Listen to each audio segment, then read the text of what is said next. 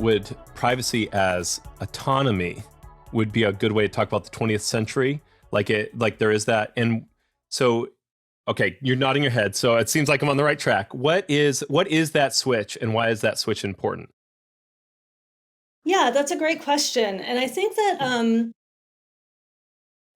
the bigger story is the rise of liberalism, right? This idea, and I mean liberalism with a small L, this idea that we are liberal subjects that own ourselves, that enter into contracts, that make choices, the sort of rise of liberalism and individualism. That happens in the 19th century. I mean, it starts in the 18th, but really for US culture, it really takes hold in the 19th century.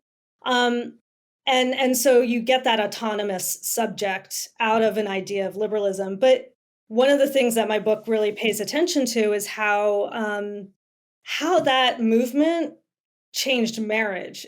And the sort of quintessential metaphor of the private sphere is the married couple, especially the heterosexual married couple. And I think that like the privatization of religion and the privatization of marriage are happening concurrently. And the privatization of marriage is all about changing marriage from a public function to a private contract.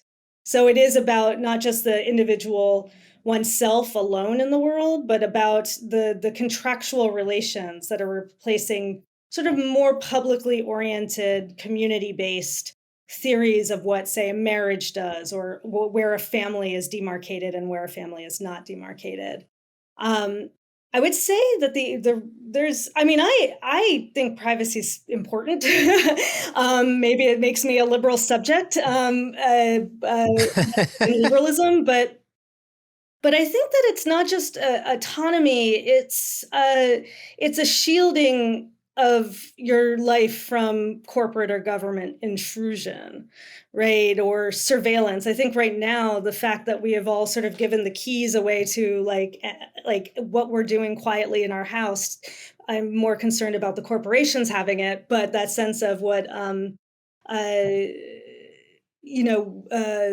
Shoshana Zuboff calls surveillance capitalism, right? This idea of making money off of watching us and keeping track of what we're doing. Um, but I would say that my other concern about it, and the argument I make in the book, is that the opposite of privacy is not publicness so much as secrecy.